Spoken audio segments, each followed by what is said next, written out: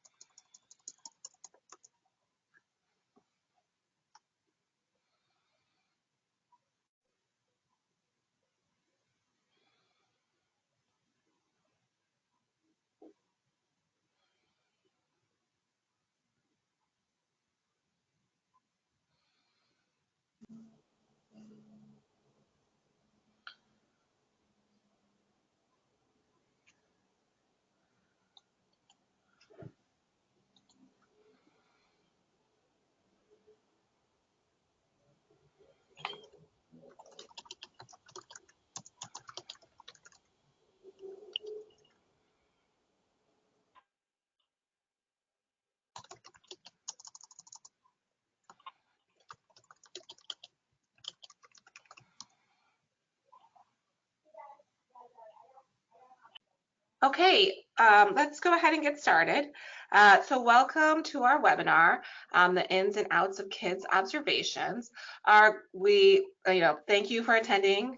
Our goal here today is to really dive into these kids' observations, help give some tips and tools and to help teachers incorporate observations into daily instruction and receive some strategies on collecting meaningful, high-quality kids' evidence to drive instruction. Okay.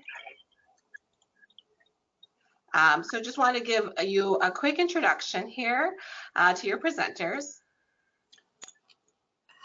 I think we're going to turn on our webcams really quick so you can see that we're. Hello, my name is Katari Coleman. My background is in early childhood professional development and training, both in higher ed and at the community-based level, working on the state systems level, and also nationally with the Office of Child Care and Head Start. And I'm Jenny Zhang, and I'm a researcher, and my focus area has been, teacher support, teacher development, teacher preparation. So I'm really excited to be here with you all today. And I'm Jill Marcus. I'm a former elementary classroom teacher, and my main focus has been on performance assessment over the years. So the kids assessment fits right in with that. I'm going to turn off my webcam so that you all can have the full, the full presentation. Okay.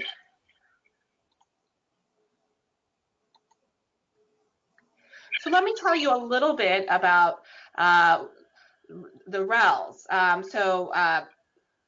The Regional Education Lab, REL Midwest, is part of a network of 10 regional education laboratories across the United States that are funded by the U.S. Department of Education's Institute of Education Sciences, or IES for short.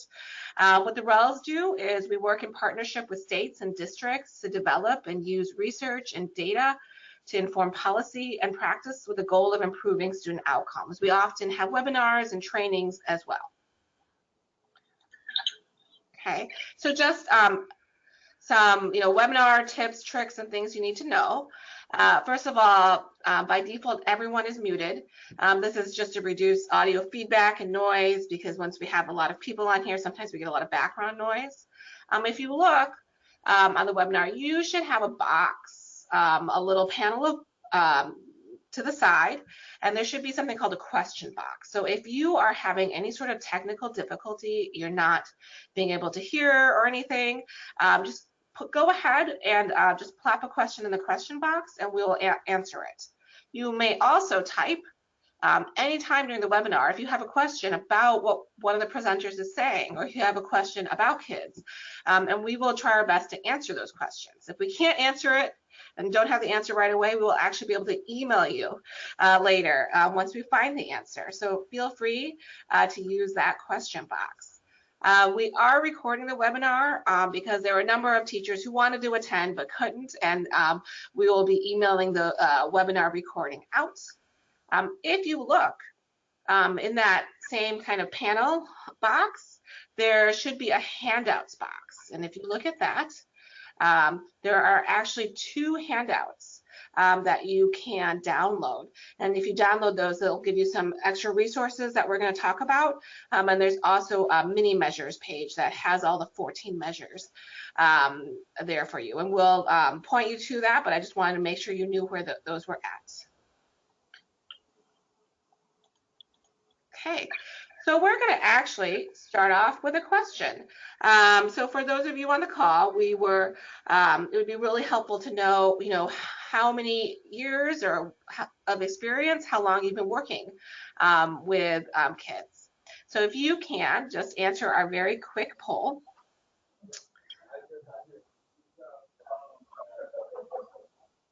How many years of experience do you have administering the kids assessment? Could be new to kids, 1 year, or 2 or more years.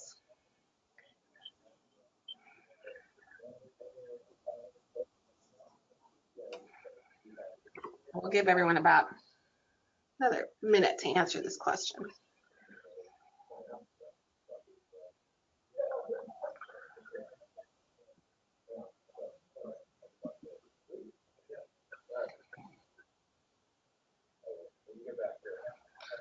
Okay, so we can actually see that most of you have had 2 or more years of experience with kids. And we have a few that are brand new to kids this year, and a few that have had 1 year of experience. So that's really good for us to know. So throughout, there's going to be times in this presentation where we would love for those of you who've had more experience with kids to kind of share your ideas and your expertise and your thoughts on what you've done that have worked.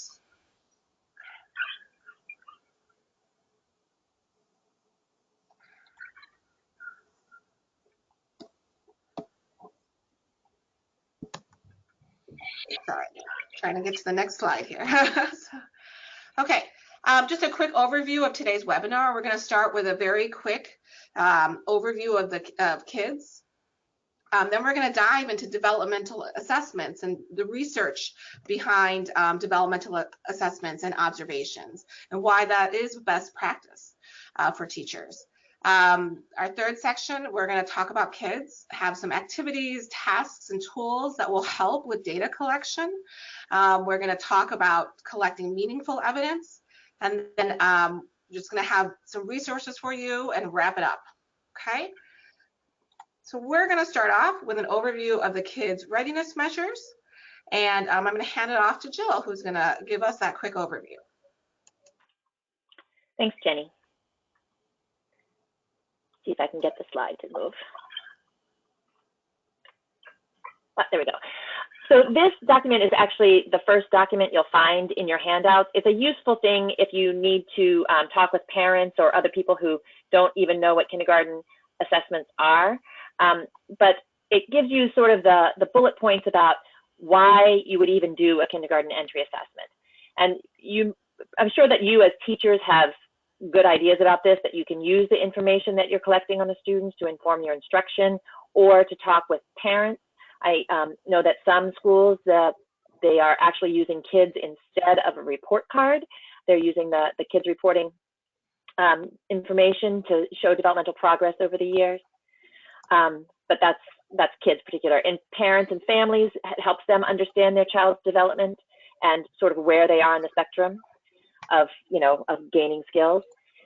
And administrators can use it to plan professional development. If they realize there's an incoming class with a particular kind of need, they can organize supports for their teachers. And they can use it also to help guide what early learning programs might want to focus on to help the incoming class of kindergartners be better prepared. And state leaders use it to make decisions about programs and policies and funding allocations. So Those are all the reasons to do kindergarten entry assessments. There are some misuses of kindergarten entry assessments that we just want to call out a little bit. They should never be used for school level accountability, because this assessment is about what children learned before they came to your school. It would be impractical also to try to compare one school's kids' scores to another, because there's quite a bit of room for judgments in the evaluation. So you're not really sure if you're comparing equal evaluations across schools. It's more just to get a sense of what the kids coming into the school are like.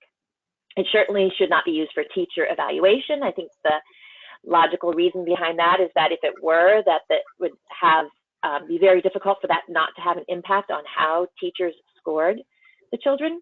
And it's also not supposed to have negative child level consequences. It should not be used to prevent children from coming into kindergarten.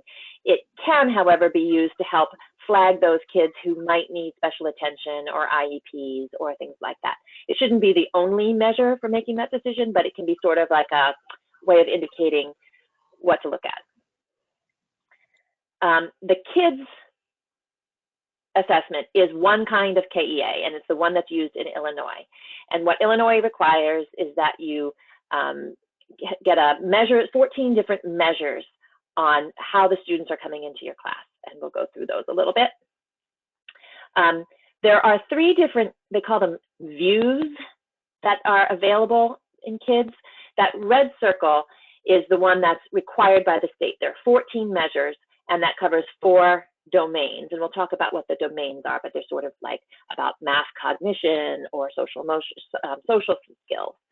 Then the next level up is 5 domains and 29 measures, and that one, if you do the 29 measures, you get sort of a fuller idea of what the child's development is. And that's one, at that level, you can start using that as report card information, because it gives you a broader assessment of the child and can sort of take the place of some other assessments that have been given in the past. And then the real comprehensive view is this 55 measures that cover 11 domains of development in child development, and gives you really very specific information at every level of progress that children are making. But for today, we're going to focus on this red circle, the part that's required by the state. This is just another way of looking at that last information, that last chart, if you're not a visual graphic person. There are 14 measures for the state snapshot, 29 measures for the domain report to get in all 5 domains. And then the 55 measures is the comprehensive picture, and it's 11 domains. And I promise, tell you what the domains are and what the measures are shortly. For example, here are 4 readiness domains that are measured in the state snapshot. So you can see what a domain is. It's kind of like a large category, like language and literacy. And then within that domain, they have specific measures. So within language and literacy, there's communication, and there's comprehension of text, and phonological awareness, and letter and word knowledge. So if you're one of the people who has been administering the test for 2 years or more, you probably have these more or less memorized by the end of the year. But this document is also in your handouts, and it's a good one to keep handy as you're planning for your assessment or for your lesson plans throughout the school year even.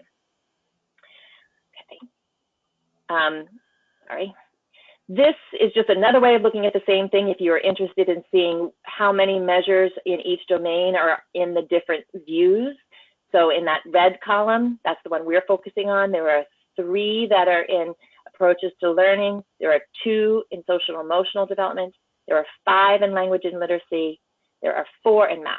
So those are the ones that you're focusing on for the state snapshot. And you can see as you go along that there are more measures in more domains until you get all the way up to 55. So this is the kids' assessment cycle, and you've probably seen this before, that you start by implementing the curriculum, and then you observe children, and then you gather evidence to show where they are on their developmental levels. Then you review all of the data that you've gathered, and you score you evaluate the children's progress, you analyze that data, and then you use that to set educational goals, and then next year you do it all again. For today's webinar, we're going to focus just on these two pieces of the cycle. We're going to focus on what to do about observing children over time in multiple settings, and we'll also talk about how to gather multiple pieces of evidence to show mastery. Okay, so I'm looking to see if people have questions so far. I think that most of you are probably pretty familiar with what KIDS is and how it's structured. But if you have questions, even if you have questions that are for ISB that you would like us to pass along, you can put those in the question box too. Okay, well, I don't see any questions coming up, so we will move along. But if you think of them as you go along, please feel free to put them in, even if they're a little bit out of order. Okay, I've lost the ability to click. There we go. Okay, so Katari is going to talk to you now about specifically about what developmental assessments and observations are and can do. Thank you. And I'm trying to move.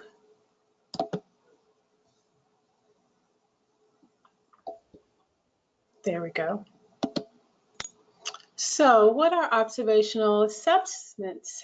Observational assessments really enable measurement of a student's behavior, skills, and abilities in ways not possible through traditional assessment. In traditional assessment, for example, a test or an exam, the student is presented with questions for direct response. In an observational assessment, though, an observer is presented with questions to really decipher and document participants or the student's behavior, their behavior, skills, and abilities. So such as a performance of a specific task or a procedure, their knowledge acquisition and application, and demonstration of different skills and abilities. So observational assessment really is a major factor in most early childhood education classrooms.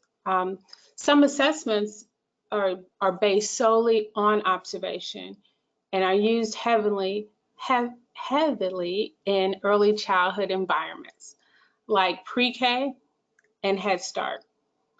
So some of those you may have heard of things like Teaching Strategies Go, the ounce scale, or other assessments. These assessments tools really look across the developmental domains, highlighting specific indicators that provide a real complete developmental picture of the child, like with kids.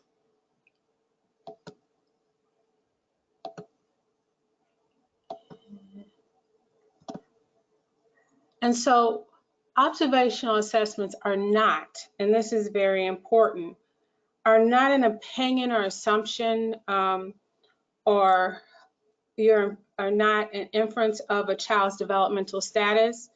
It's not an evaluation of the child's performance, as stated before by Jill.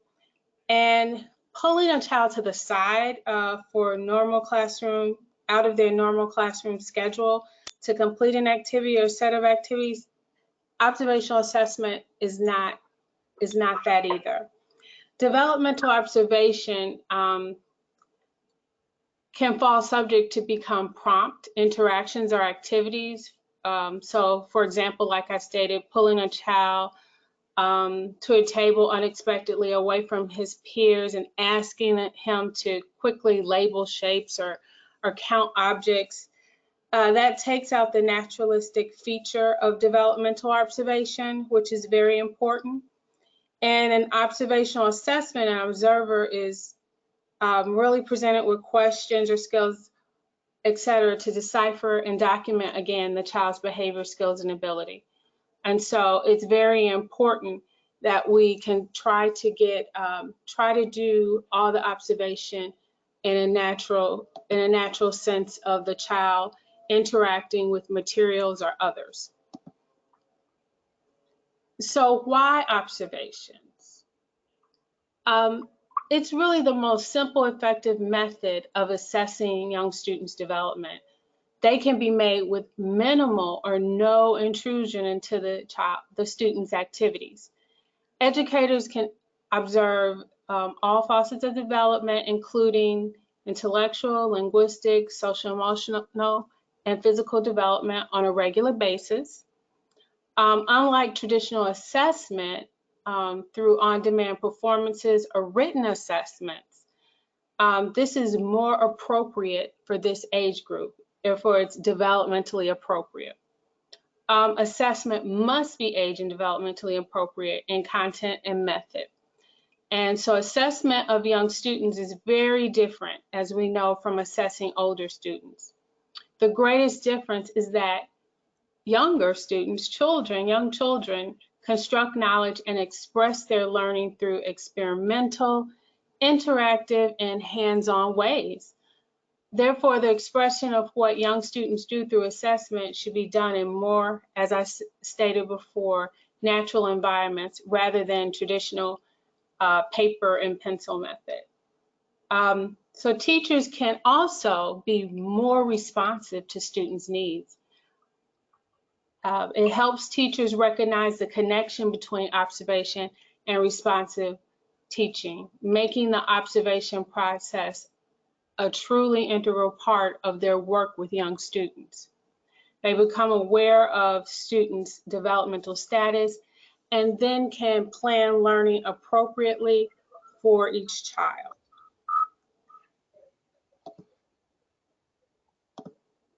Oops, sorry.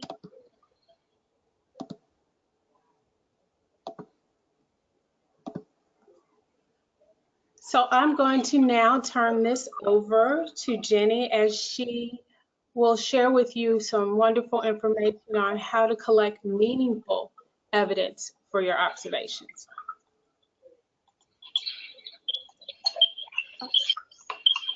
Okay, so we're actually going to start with an observation activity. And I know it's a little bit difficult over a webinar, but what I'd like to do is take a look at this picture, and I would like you all to just jot down 3 or 4 observations you might make just from this picture. If you'd like to, you can actually use the question box and, chat your observations into the question box, but you can also just kind of write them down. Because we're going to come back to these notes. So I'm going to give everyone about a minute to kind of just jot down 3 or 4 observations you might make based on this picture.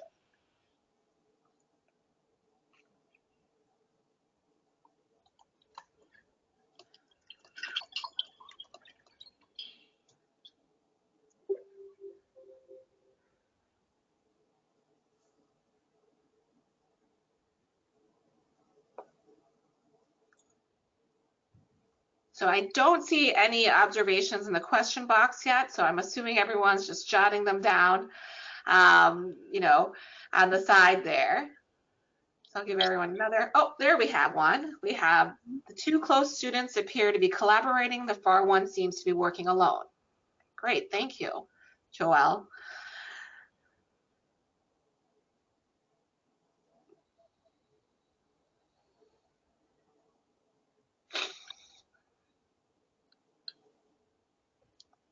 Okay, so just hope, if you jotted down a few, we're going to come back and revisit your notes in just a minute. Okay, so what you bring to observing. So we can never eliminate kind of the personal side of observing. You can't really eliminate all the things that you're bringing to an observation. We want to be as objective as we possibly can, but you're bringing a lot of the things a lot of beliefs. So, for instance, you're bringing with you beliefs about discipline, beliefs about appropriate ways to communicate, beliefs about children's independence, kind of your individuality, kind of what temperament or interests and feelings that you have, what temperament of children or adults that you might work best with. There are also cultural differences. And you also bring your professional expertise. So when you're doing an observation, you can't really just kind of, cut all of these beliefs and things about yourself off, but it's really very important to be aware of all the things that you're bringing when you're doing an observation, okay? Because unless you're aware of the things that you're bringing to an observation, it's really difficult to strive for objectivity. So one of the things that we want to try to do is to strive to be objective and to be an effective observer, which means paying attention to the individual student and what's happening and trying to kind of separate that from all the things that you might bring to that, okay?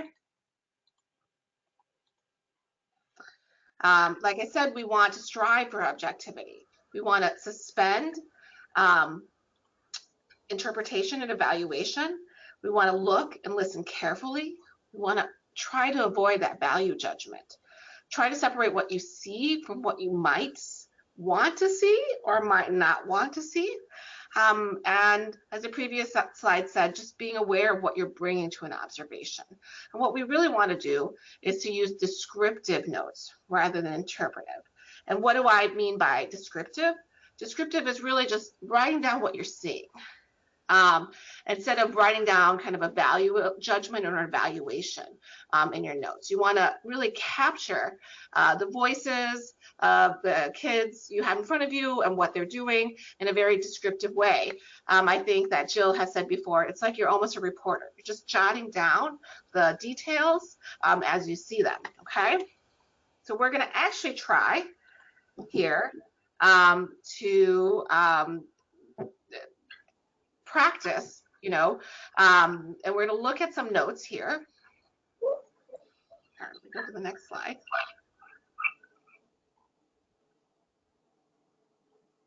There we go. We're going to do some practice of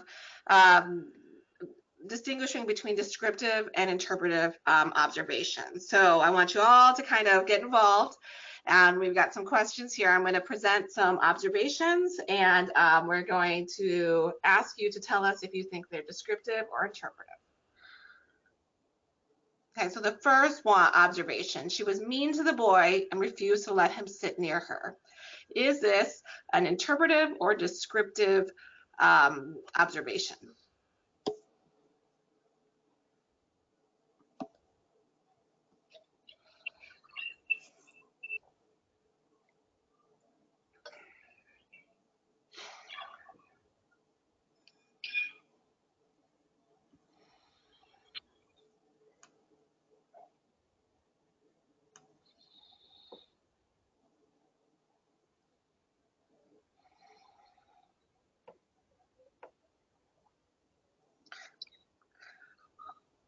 Okay, and actually we have 100% of you all who said interpretive, and you are correct. I would say one key word here is the word mean. So that's pretty evaluative. There's a judgment there. She was mean to the boy.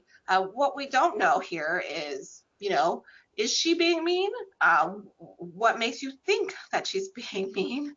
And also it could be that there's something going on, or there's you didn't see that the boy might have hit her, or the boy might have done something that made her upset or didn't want to let him sit next to her. So we don't have that context. So that is interpretive, because you're really making a value judgment here with the word mean. Okay, so I think we have the next question. Responds quickly and follows all steps when the art teacher asks her to put away her paints and wash her hands. Is this interpretive or descriptive?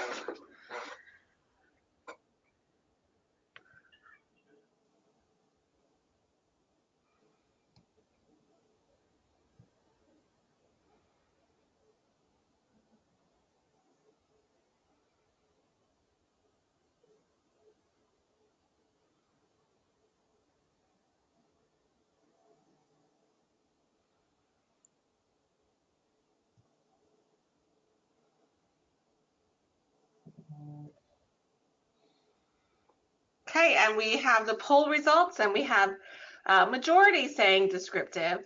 and a few saying interpretive. And you can go ahead if you want to, write in the question box why one way or the other.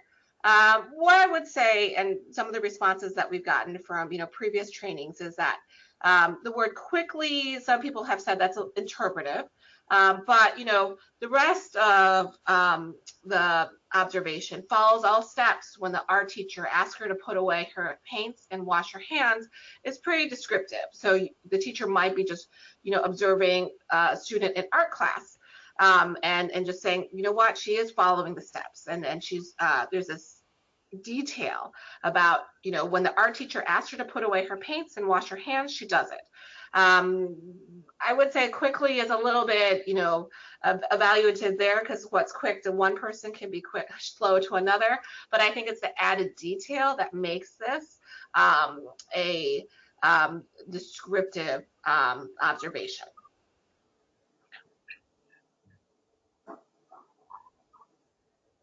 Okay, we just have a couple more. So he knows the alphabet. Is this observation interpretive or descriptive?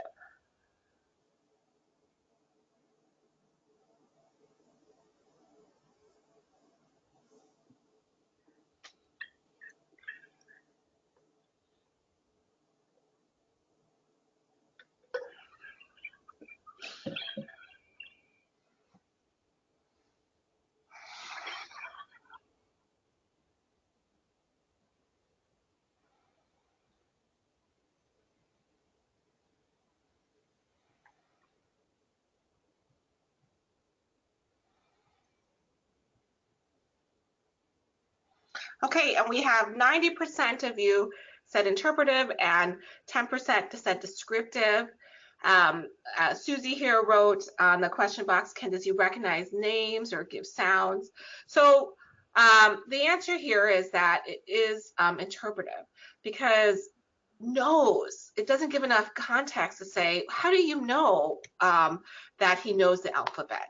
I've had kindergarten teachers say to me, a lot of parents say to me their kid knows the alphabet, but what they mean is that they know the alphabet song, but they can't actually recognize letters. So here, we don't know what it means when this observation note says he knows the alphabet. Does he know the ABC song? Can he recognize letters? Can he write letters? Does he know the sound? So there's just not enough information, and the word knows can be kind of subjective here. So we would want more information to make this a really descriptive piece of evidence. And I think we have just one more. Was keen to mix and stir the paints herself. She was happy with her painting.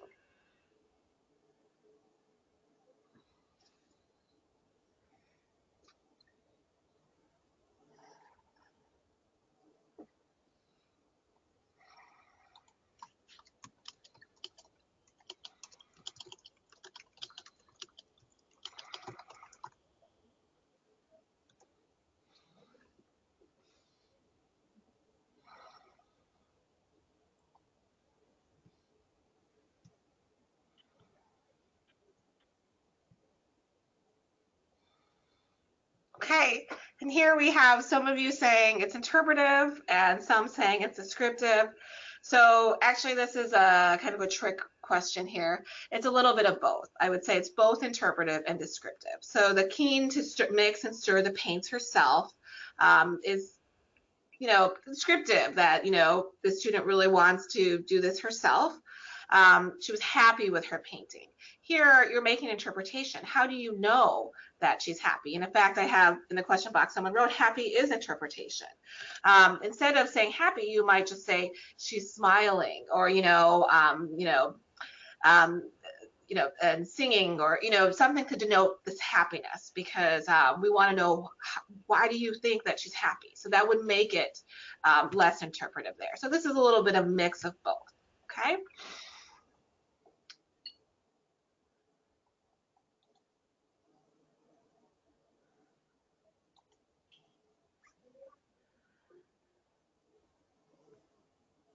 Okay, so we're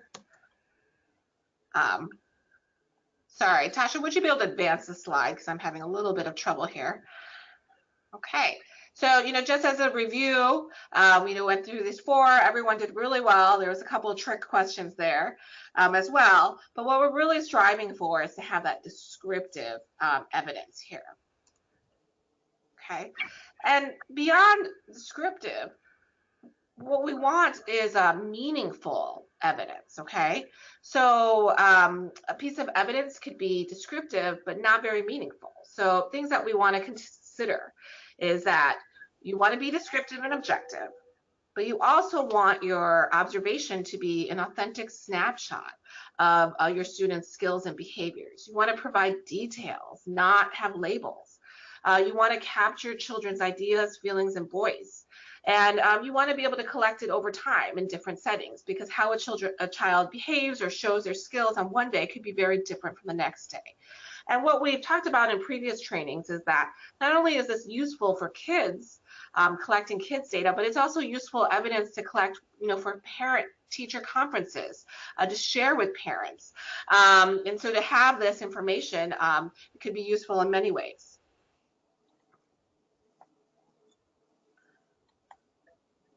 So what is meaningful descriptive data? So here's a piece of an observation. Alexis tried to copy a postcard of flowers. Anna walked past and was interested, so she stopped to watch Alexis. Here, this is descriptive. It's just, kind of a reporter's notes describing what is happening, but it doesn't give us a lot of information. So, as another example, Alexis picks a postcard from the pile. Ooh, these look like flowers from the garden. Alexis paints, looking at the postcard often. Anna stops and looks at Alexis's painting. Alexis says to Anna, I'm painting flowers like the ones in my garden. Red is my favorite. Anna smiles, points at the painting and says, ooh, pretty. So here, this second anecdote, the second observation note, might take a little bit more time, but it gives us so much more information. It really captures what Alexis is saying, what Anna's saying. It captures their interactions. It's a lot more meaningful. And in fact, it actually provides, just from this, couple sentences, it could provide you evidence on more than one kid's measure. You can see that there's curiosity, initiative, and learning. The child explores the environment in increasingly focused ways to learn about people, things, materials, and events. It might give insight into relationships and social interactions with peers. I'm just going to read from the kids' notes. The child becomes increasingly competent and cooperative in interactions with peers and develops friendships. Explains own feelings, thoughts, and opinions. Also, it shows some language and communication. The child is communicate using language with increasingly complex words. So you can see here Alexis is really kind of using that language. Also reciprocal communication and conversation, because Alexis and Anna are having this conversation with each other. So here what we want to do is make our observation notes work really hard. So they sometimes one observation note, if it's meaningful, it's really descriptive, it can cover more than one kid's measure.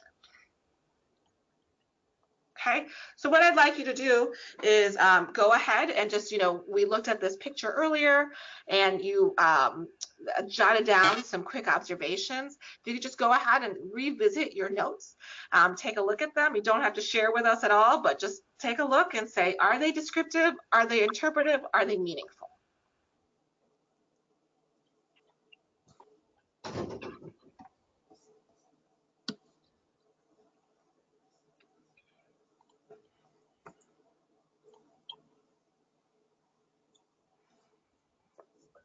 Okay, we're going to pause here and see, does anybody have any questions?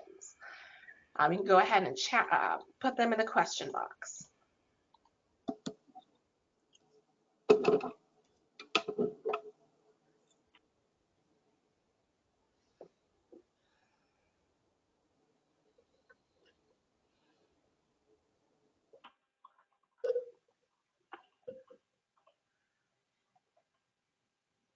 Okay, feel free if you have other, have questions about observations and meaningful observations and descriptive and interpretive to go ahead and put them in the chat box at any time, but I'm just gonna move on and I'm gonna hand it back to Katari, who is going to talk us through some tasks that might be really helpful to use while you're conducting kids' observations.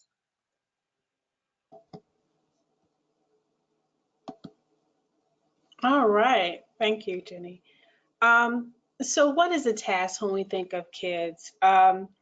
It's a classroom activity or exercise or interaction in which the students exhibit observable knowledge, skills, and behaviors.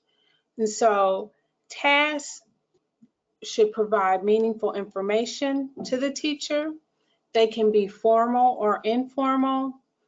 So with formal, a teacher can assign a task or activity in a structured framework. And informal, students can direct the task or activity, and it can be more unstructured, which can be teacher informed, and the teacher can participate, but it is child led. So those are what we would define as tasks, suitable tasks. Okay, so meaningful tasks. Here, a definition that we're providing comes from the National Association for the Education of Young Children in one of their publications. It's really helpful in thinking about tasks for kids. According to this publication, meaningful tasks are intentionally crafted activities that address indicators and/or playful learning combined with open-ended experiences, child-directed initiatives, and they can be teacher-guided activities. So really, even though this is a more formal definition, a way of looking at meaningful tasks, it sort of really connects to what we said from the previous slide. They are exactly the kind of tasks we want students to engage in so we and teachers can observe. A point to contend is that we really feel that it's important to require that children really have this in a natural environment. So not to add to and we don't want this to add to your routine, but it to be integrated into your already established routine.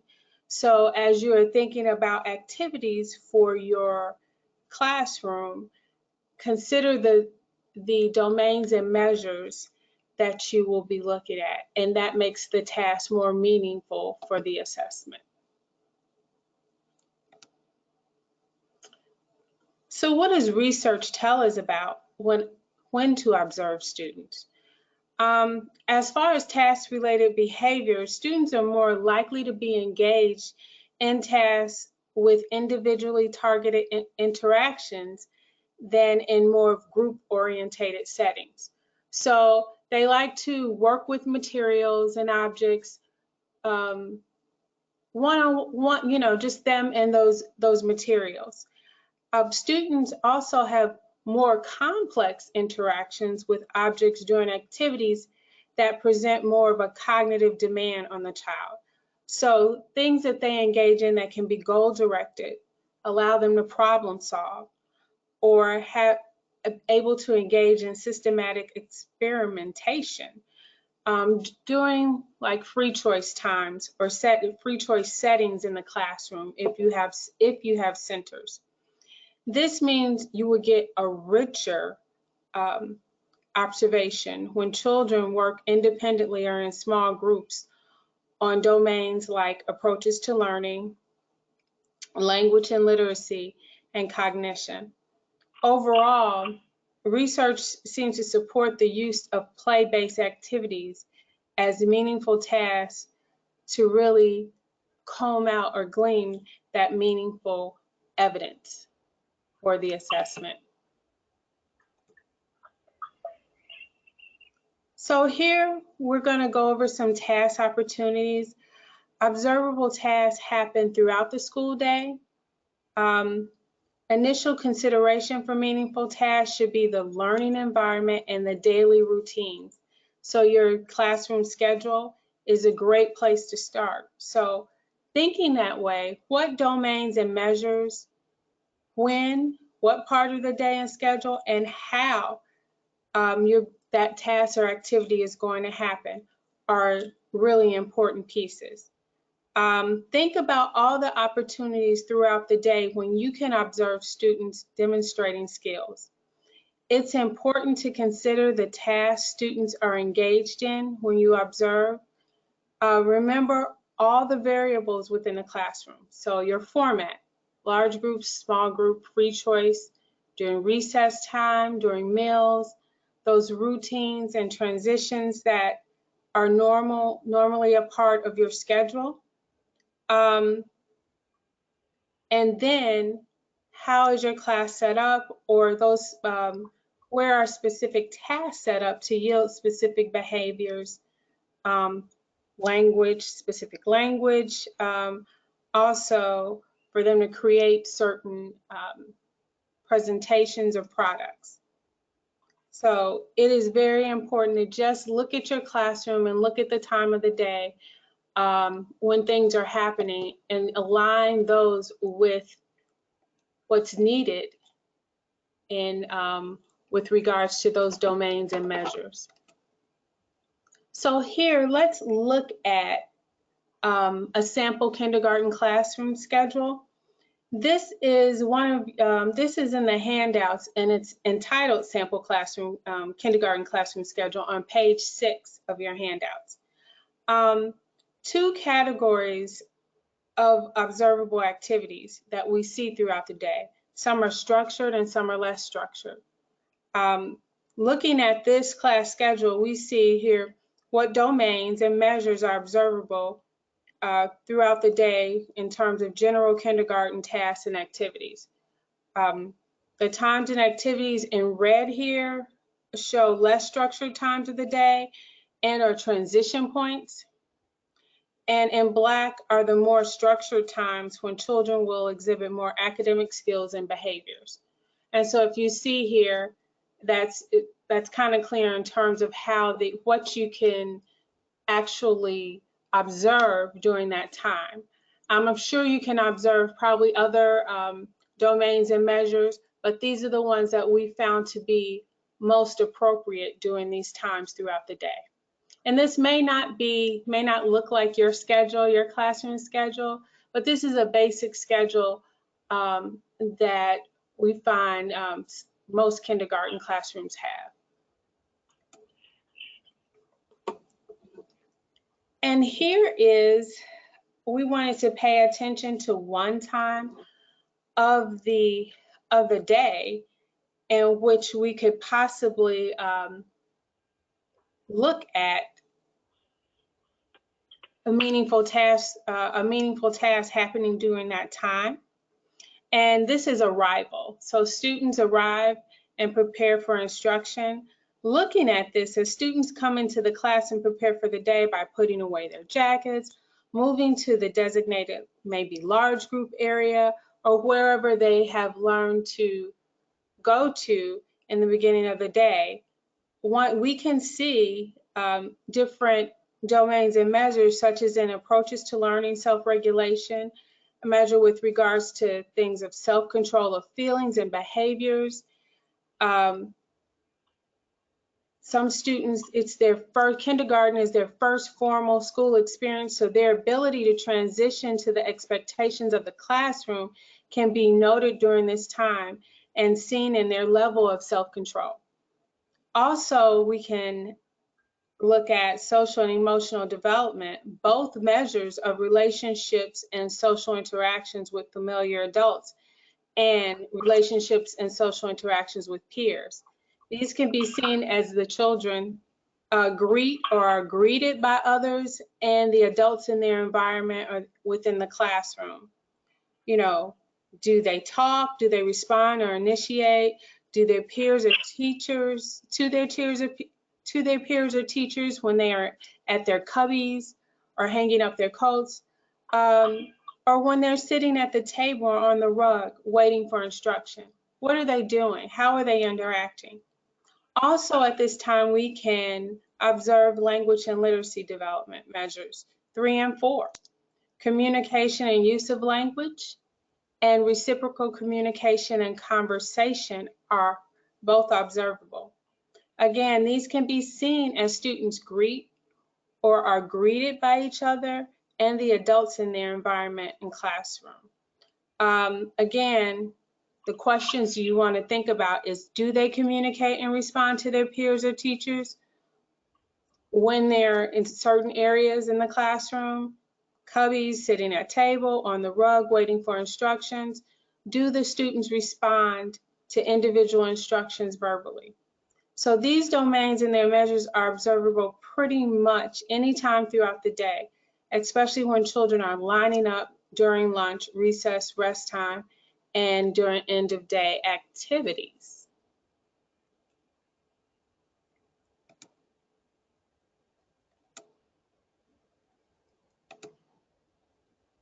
Okay, trying to get it to go. All right, so what we wanted to do here is give you some ideas of activities, just a few in terms of that you could observe. These are meaningful tasks in which you can observe within the domain of social and emotional development and the measure of relationships and social interactions with familiar adults. While there are numerous meaningful tasks that satisfy this domain, this is one activity where we know that you can actually see this measure of relationships and social interactions with familiar adults happen in terms of when student-led activities with teacher participation. So it can be an art activity, pretend play, or manipulatives, working with manipulatives.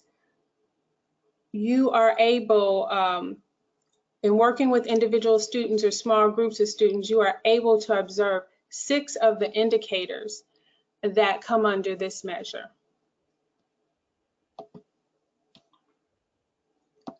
Moving along, here's another one.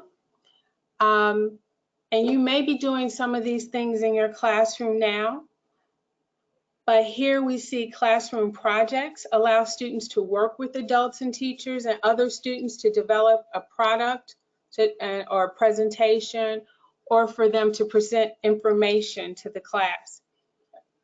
And here, under relationships and social interactions with familiar adults, we know that 5 indicators can be observed.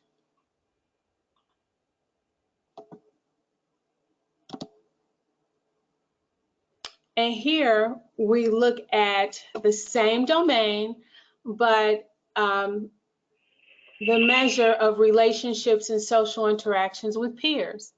And so activities like card and board games, they promote turn taking, respect, and of course, peer interaction. And here we can observe 3 indicators of this measure.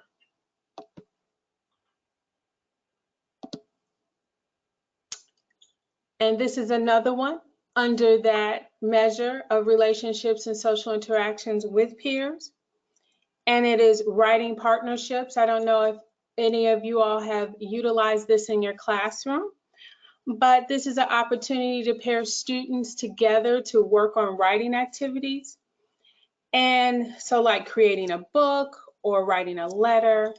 And here we can actually observe 4 of the indicators for the measure of relationships and social interactions with peers.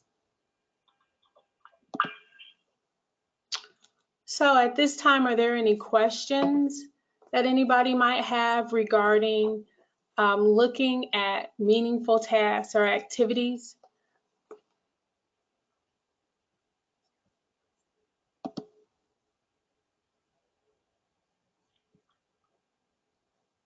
Okay.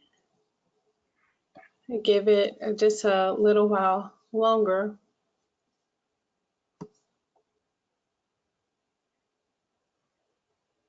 All right. Well, if you do have any questions about any of the information or anything that might be on your mind related to tasks, meaningful tasks to observe for the kids' assessment, please, you can enter them into the question box. And I am now going to turn this over to Jill, as she's going to share with you some great information around data collection tools. Great resources for you. Thanks, Katari. So I'm sure that when you're listening to Katari talk about all the different times you can observe children, that you know that you're actually observing children all the time. That's what teachers do. The question is, how do you capture that information so that you can save it for later when it's time to evaluate the student's developmental level on each measure? So that's what I'm going to be talking about next. So you I'm sure now have lots of ideas of like when you can observe children. So let's look at some tools for addressing those. So next slide. This anecdotal note form is actually on the kids' website. We'll show it to you later. But it's basically just a little place to keep all of the information. And I like this sort of pre-filled form because I'm the kind of person where if I didn't have blanks to fill in, I would forget probably to put like the child's name or the date on there. So my method would be to make a bunch of these, keep them in my pocket or all over the classroom, fill them out as I see things and throw them into a basket on my desk so that at the end of the day, I could sort through that basket and see what observations I have and file them away for each child. That's just, I'm not telling you that's the way you should do it. I'm just saying as a teacher, that would be my method for going along with that. So on the next slide, you can see what some of these might look like once they're filled out. Even if you don't use the form, it's good to get all of the important information there, the child's name, the where and when, because remember, it's important to try to collect several pieces of information about the child, so you don't want to evaluate the kid all on one day's worth of observations. Anybody else that was involved, and it's great to get exact quotes. So in this case, you can see on the first note, the student is picking up sticks, and she has some sticks that are skinny and she likes the bendy ones.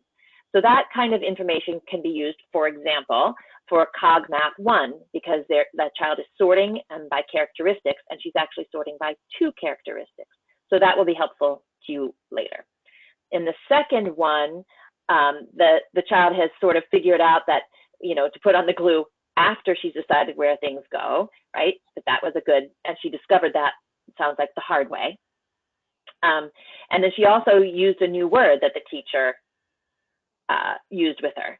So for that, you can look at curiosity and initiative in learning because she's experimenting and she's modifying her actions as a result of her experiments. And also reciprocal communication. She's talking with the teacher, she hears the teacher use a new word, and then she uses the new word. Well, we don't know if the word is new, but it looks like the teacher thinks it's new, so we'll have to take her word for it. On the next slide, I found this picture that I thought was a great way to kind of organize a whole bunch of observations at once if you're watching a group of children play, to have the sticky notes sort of stuck in layers like this, or to have these pages, you know, stapled in some detachable way so you can kind of flip through and make sure you have notes for every child. On the next slide, you can see, you can see you can use one piece of paper to keep data on a whole bunch of children. For me, that wouldn't be great because the way I would do it is at the end of the day, I would take all those little anecdotal notes and file them for each child. And if it's all on one paper, I would make this so that I could cut it probably, so that I could still file the information for each child. But I know that other teachers use more like a binder format of keeping the whole class for each measure. So depending on how you're going to look at your data later, that's going to inform how you want to organize your information. On the next slide, we talk a little bit about photos that have rich information. We looked at a photo earlier, and especially if you were there and you saw what was happening and you can take a quick note about what you saw and why, and jot that down. And there's different ways to annotate annotate photos. If you copy it into Word, you kind of just move the picture into a Word document. You can write it there. Some tablets have photo software that allows you to caption the photos that you take. Some people have little printers that attach with their phone, so they can print photos right from their phone and just write on the back what it was they saw. And as Jenny was talking about earlier, you kind of want to capture maybe a quote from the child or some kind of detail about why you took the picture and what you think it's showing, so that later on, if you don't look at this for another week or two, you still have the information. So the next slide, 52, shows what this might look like. So in this case, the student teacher is working with the children, and the child says, look, rectangles can go together to make a square. And it has the child's name. Now, this also needs the date on it. But this is just kind of an idea of how you can attach the thought to the photo and get rich information from it later on. And that gives you information about Alt Reg 1, which is curiosity and initiative and learning, because he's experimenting and making discoveries, as well as Cog Math 6, which is about shapes. So you get a bunch of different information from just this one annotated photo. Slide 53 is just, sometimes it's easier to just draw what the kids do instead of taking a whole note. Maybe that's obvious, but some people, when I show this, say, aha. So yeah, don't feel like you have to write out longhand. Just take whatever kind of information is useful to you, because you are the only one who's, in most schools, you are the only one who's going to be actually looking at this level of information. Your job is going to be to summarize it and take it and use it as evidence for your own grading purposes. So if the drawing makes sense to you and will continue to make sense to you, then that's a legit way of capturing observed information.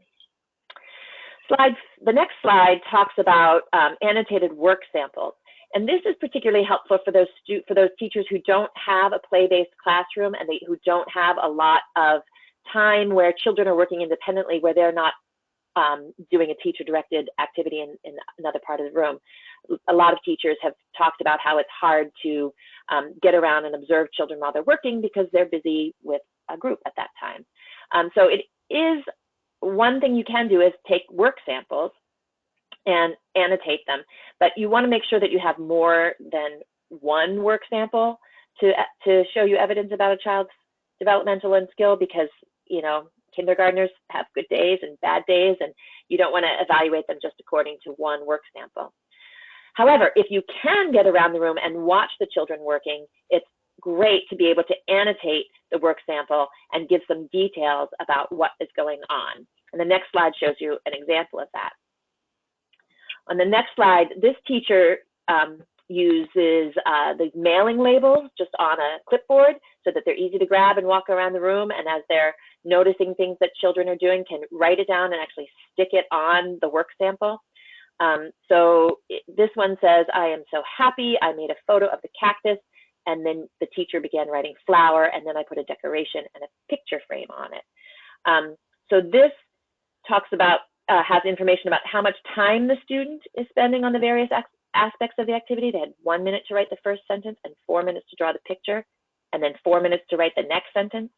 And then it also talks about what the child did to help with other words.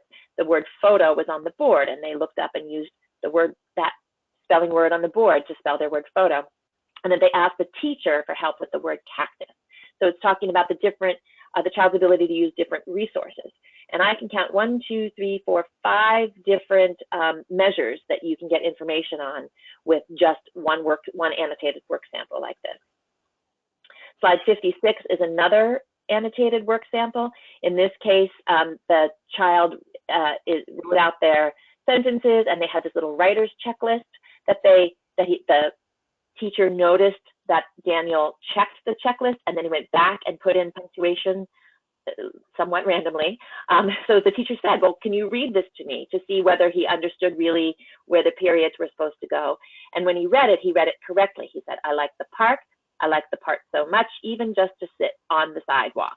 So that just to sit period on the sidewalk, he skipped over that and didn't pause there. So it gives you information about what he really understands about text and punctuation.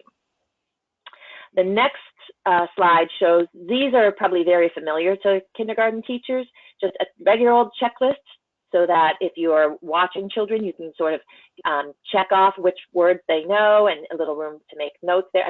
Which letters they know, and whether they did it correctly or incorrectly. So there's room for notes on that page too. You can circle the ones that are done correctly, X the ones that are done incorrectly, make some observations on this form. So on the next slide, I'm hoping that we made you think of lots of tools that you have used that work well, and especially the people who have been doing this for a couple of years. We're going to ask you to go to www.menti.com and type in the code 912474 and share any ideas that you have about other tools that you've used that have worked well for you.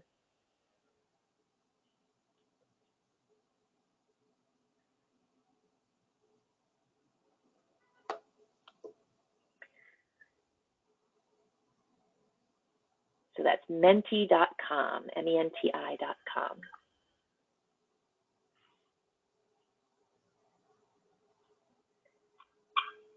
And the sign-in code is 912474. I've heard of lots of other things that teachers done. There's something that they do with clothespins, but I'm not really clear on what that was, so I couldn't include that as an example.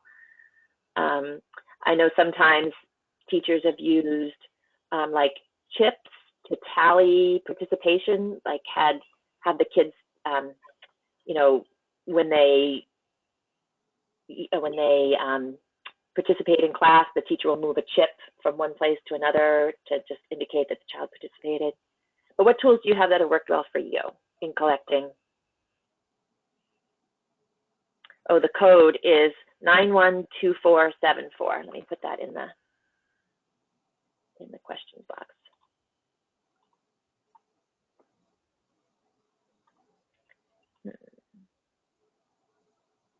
Okay, this is Jenny, and I'm just jumping in here so that we can see the code a little clearer. It's menti.com, and the code should be at the top. I think that you are, you should be able to see this, right? Because the session can't be found. Oh no. Oh. Okay, well, we're gonna have to, if people don't mind then switching and putting their what they can in the question box, even though they're not questions, they're ideas, I can read them out loud from there. Yep. Sorry about our Menti. We practiced it earlier. I promise it worked. It worked an hour ago. Okay.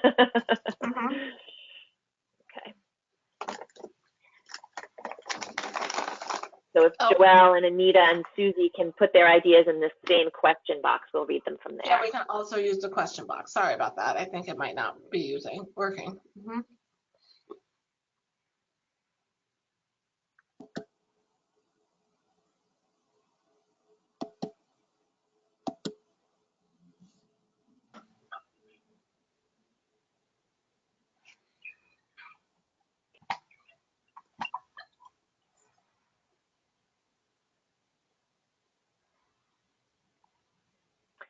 Okay, I have a pocket chart system in my closet with one slot per student that I transfer Post-it notes to for each measure. A pocket chart system, that's a good idea.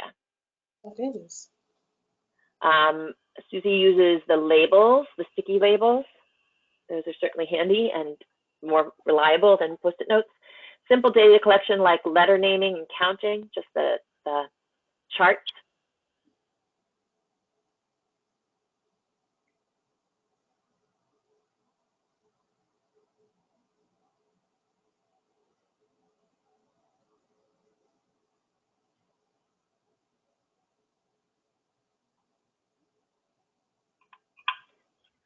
Okay, so our people who've been doing this for 2 years, do you have any, well, I mean, I feel like we covered a lot of things. I covered everything I could think of, but I know there are more ideas for how to make this go well. People use pocket folders to, sometimes they use those accordion files with the little, with 26 different tabs in them. So there are lots of materials to use. We'll go ahead back to the webinar. And I will talk about now planning for data collection, because you're the idea for the kids, in the ideal world, you wouldn't have to plan any special activities or do anything different to collect data on all 14 measures. But the real world isn't the same as the ideal world. But to the extent that you can make the data collection part of your regular day and not something that takes time away from student learning, certainly, that's preferred. So we're going to go through some logistics planning steps that are going to help you organize your assessment implementation plan. And we're going to go through a couple of topics that you need to think about. And so the first tool I want you to see is on the next slide. And this is just, it's a great idea to have a chart of some kind. The pocket chart was one system, but this is another way, just a list with all the students' names and all of the measures you need to collect across the top, and little check marks to show how many pieces of each kind of evidence you have. And this is in your handout that's called the class list checklist. So you can print it out, although it's really not very difficult to make. But this is a good way to kind of figure out what measures you haven't covered, haven't assessed yet, or what students you haven't gotten around to yet. It's a way of helping you plan for what to do in your assessment the next day. The next slide shows you in the kids website that we'll show you in the resources. This has a class checklist with all 55 measures. So if you're doing 55 measures, you can use that class checklist and you don't have to write it all out. You can download it from there. The next slide is a tool for helping you think about how to plan your observation. And there are two basic steps. The first step is to answer the questions in the green boxes. And we're trying to show in this tool that it doesn't matter which one you start with. It depends on where you are in your observation cycle. You might want to begin with the activity that you want to observe and then figure out which students you're going to look at and what measures. You might go the other way.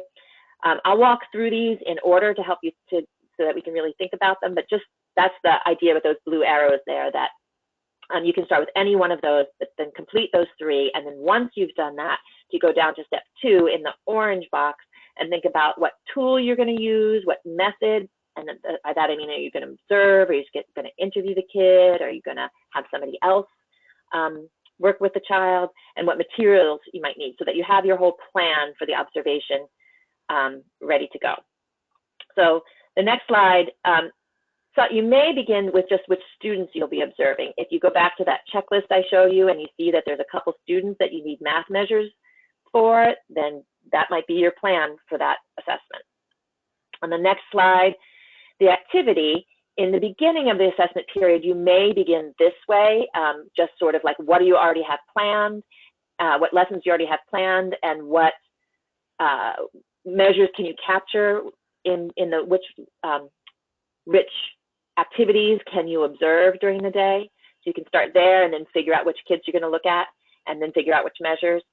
Or on the next slide, you can certainly begin with which measures you want to observe. If you're looking on your sheet and you realize you haven't gotten anything about interaction with peers, then you'll need to start with that and then figure out what kids to look at and what activity that you want them to do. So slide 6, the next slide shows you an example of what this chart, this template might look like when it's filled out. And this is also in your handout, this example. So in this case, the teacher decided to use, they have a classroom visitor come. It's a person from a local retirement community comes. They have actually 6 different retirement community volunteers who come, and they have classroom visitor time. And the teachers organized a construction activity for them to work on, a building activity. And what she's done is designated one student in each of the classroom visitors group and asked that volunteer to fill out an anecdotal note form for that student. And on the right-hand side of this chart, you can see the measures that she wants the volunteer to specifically look at. Does the child ask questions? Do they initiate activities? Do they cooperate? Do they show understanding? Do they show interest? So in this case, the teacher is asking 6 other people to gather observation information about the children, but she's given them a lot of guidance about what she wants, what kind of information she wants. So in the tools part, she needs the anecdotal note forms pre-filled out and with the checklist of what to look for. She needs to make sure that both of those things are ready for the activity. On the next slide, oh, sorry, there's a blank one of those in your handout too, if you want to use that. But the next slide shows the same information, but it's done in a table format. So that's also in your handout. So you can see the green sections are the same as on the tool we just showed you, and the orange section is the same. And one of the advantages of doing it this way is that you can plan a whole bunch of them sort of on one sheet of paper, and then you will have them for next year when you need them, sort of all organized in one place. Or you may be going back to the same activity over and over with different groups of children each time. So having it all in one sheet might be a way that you can organize your planning for data collection. And you can kind of have this tool side by side with your lesson plan. The next slide talks about, on the next slide, if we can get there, you do need to keep in mind how you're going to store your evidence so that you can, oh, not that one, go back one more, sorry. How you're going to store your evidence so that in a couple of weeks when you're ready to sit down and say, okay, here's all the information I have on Noel and Joey, that you have it in one place so that you can sit down with the measures and evaluate them according to each measure.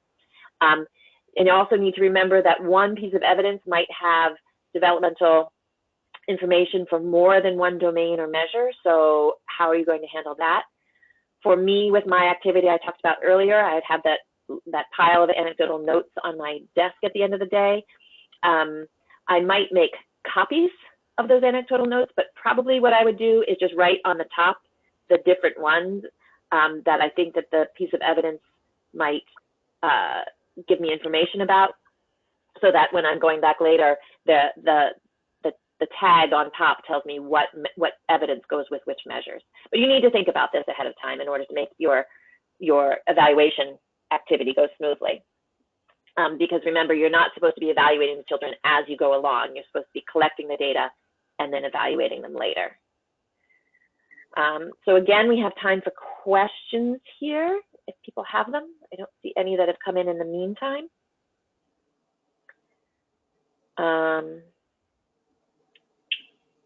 But so I'm going to just move on here to this next question of, well, if the next slide can come up.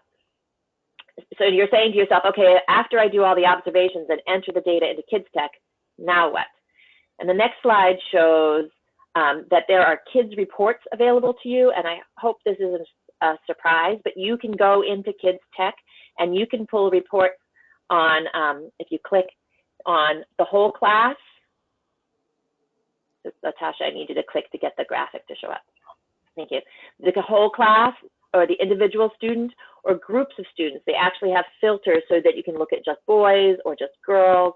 I believe you can sort by birthday, so you can get to look at the younger kids versus the older kids. So you can get this, after you do all this observation and you've entered it into a database, you have a useful format for getting the information so that you can use it for planning later on. The next slide shows you what the report sort of looks like. This is an excerpt, but you can see that, for example, for SED, that 20 children were evaluated and that you have 4 that are early, 13 in the middle, and 3 later. So that tells you what's going on. Most kids are sort of in the middle level in their interactions with adults. But then when you look at how they're doing with peers, you see that most of them are in the earlier, a few are in middle, and none are later. So this kind of information really gives you some good guidance on the kinds of activities that you'd want to plan for your classes. You also might want to look at, see who those 3 kids are with great social interactions and see, you know, in what ways they might be able to help the other children, or, you know, how you might want to group them heterogeneously or homogeneously. So lots of rich information that you can get so that you use your time with children well. You don't want to teach children things that they already know. And you do want to make sure that you're moving the whole class along on all the developmental skills. So it's great to go ahead and get that data out. Okay, the next slide, I'm going to turn it back over to Jenny, who's going to talk about some resources and do a wrap up.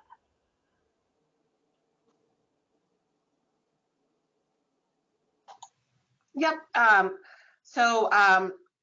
We just wanted to show you, first of all, you have a few of these pages in your handouts so that you can, take them with you. And we, again, will be emailing out a recording of this webinar. Oops, just go back one more.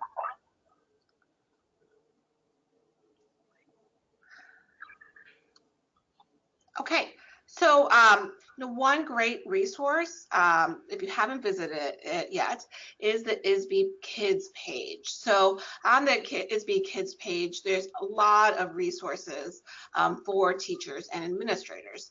In fact, we're going to actually click over and show you. This is just a picture. Yep, that you can,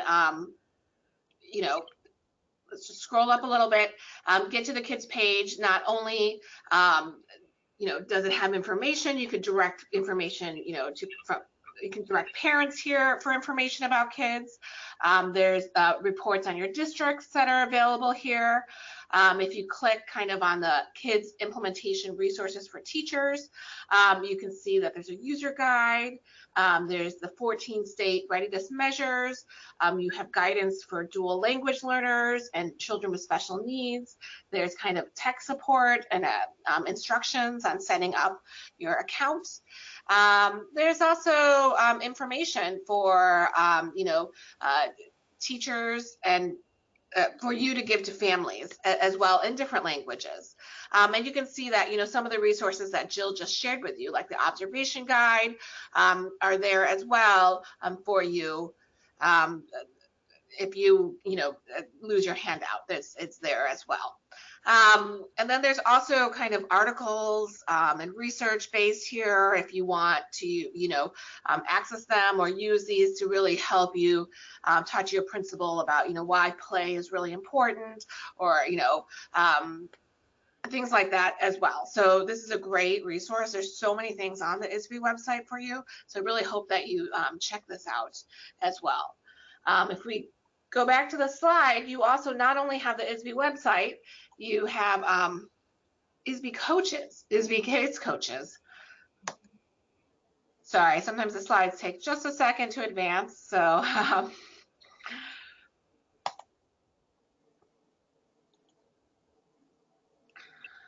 you have lots of resources and contacts as well. The Illinois Kids Coordinator is Michelle Escapa. She is so responsive. If you have any issues at all and you send her an email, she will respond to you. I'd be surprised if she did not respond to you right away.